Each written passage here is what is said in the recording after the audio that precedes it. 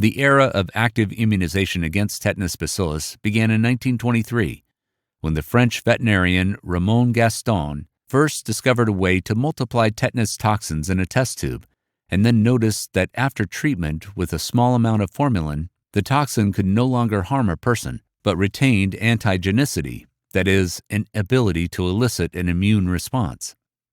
This is how toxoids were invented, which are the main working component of the vaccine. Antitoxin is a tetanus toxin neutralized by formaldehyde and heat, which does not have pronounced toxic properties, but at the same time is capable of starting the production of antibodies to this toxin.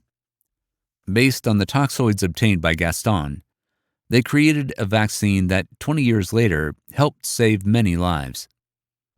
Tetanus vaccination provided invaluable benefits to the Allied armies during World War II. Its benefits were clear.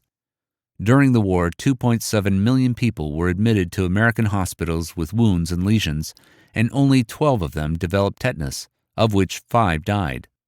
In 1944, during the bloody battles, the British, French, and American armies were practically not affected by tetanus, while many German soldiers died from it.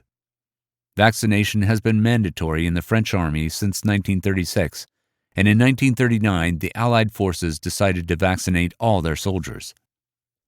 By the 1960s, a vaccine known as tetanus toxoid was already widely used for active immunization in many countries.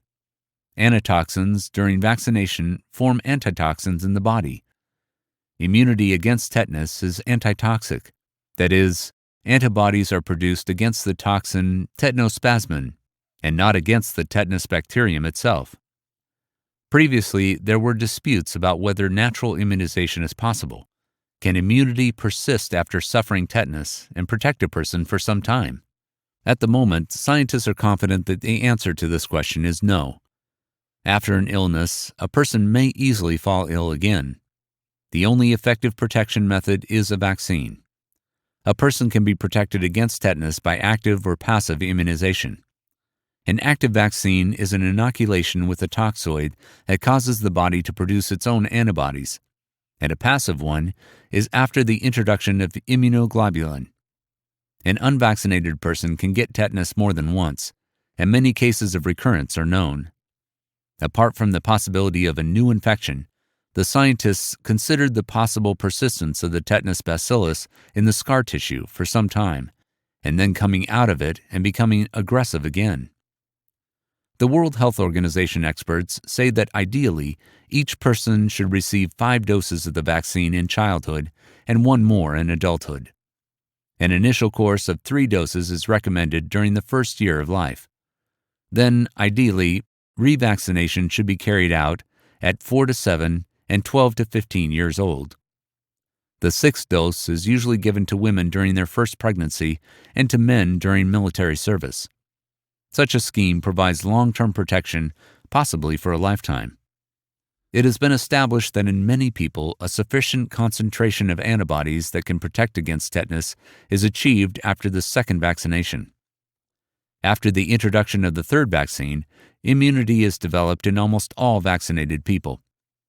People with immunodeficiency, HIV infection, AIDS, react less well to the introduction of toxoids, but in general, they also develop protective immunity. Protection after vaccination can last for different times, depending on the age at which the person was vaccinated, how many doses he was given, for what periods in time. The tetanus vaccine is 95 to 100% effective. That is, after the child has received an injection, he or she is almost completely protected. But this effect does not last forever. The immune system remembers the toxin well only for the first 5 years and then gradually begins to forget.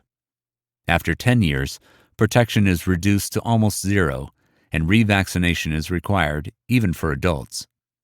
In addition, if a person is injured, dirt has entered the wound, and the last vaccination was more than 5 years ago, an additional booster dose of the vaccine should be administered.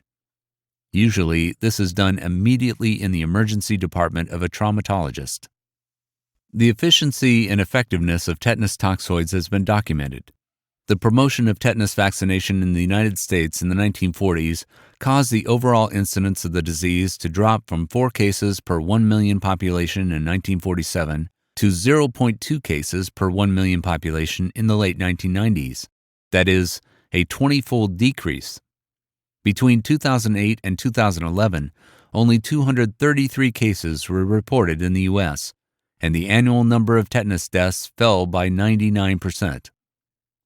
A direct connection between vaccination and tetanus in newborns was identified by scientists in the 70s in the United States.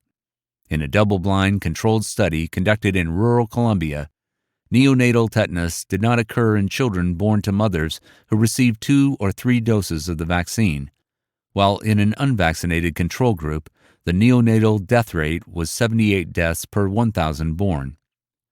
Similar significant reductions in neonatal tetanus deaths following large-scale vaccination have been reported in many other countries. Often, people wonder if it is possible to eradicate tetanus if most people are vaccinated. In medicine, there is such a concept as herd immunity. When a large percentage of the population is vaccinated, it becomes much more difficult for the pathogen to spread.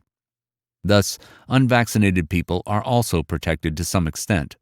Those who are vaccinated provide a kind of airbag for little children, immunocompromised patients, and others who are at increased risk of infection.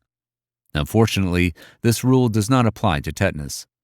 The peculiarity of tetanus is that it is not transmitted from person to person. Infection occurs only from the environment. Therefore, herd protection is not formed. Even if everyone around you is vaccinated, your risk will not be mitigated due to this. Therefore, everyone should be vaccinated.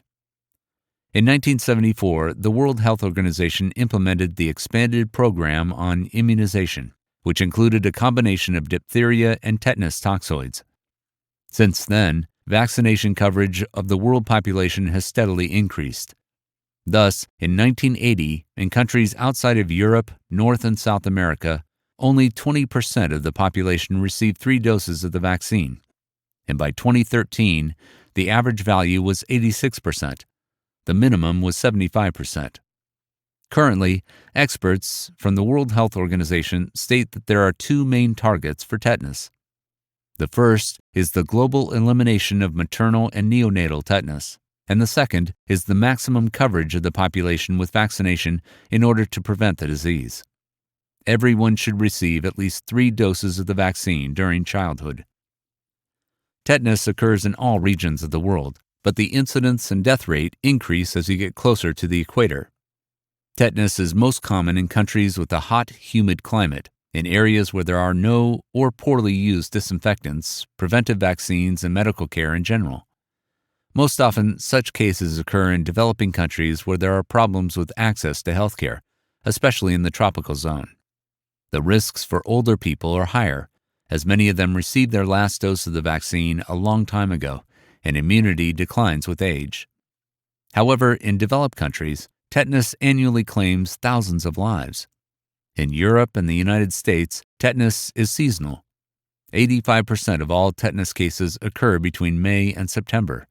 Tetanus, which arose in the summer, often proceeds very hard, since the pathogen often enters the wound already in adult form, that is, in a vegetative form, and multiplies rapidly.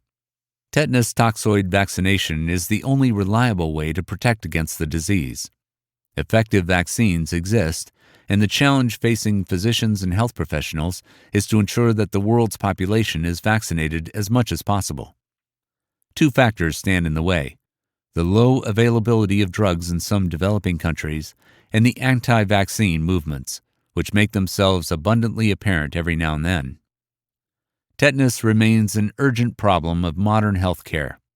It still kills people, though not nearly as often as it used to, thanks to vaccinations. But that could change if people stop taking vaccines seriously. Tetanus has been around for millennia and is still just waiting for an opportunity to strike deadly blows. Sincerely yours, Dr. Popmed.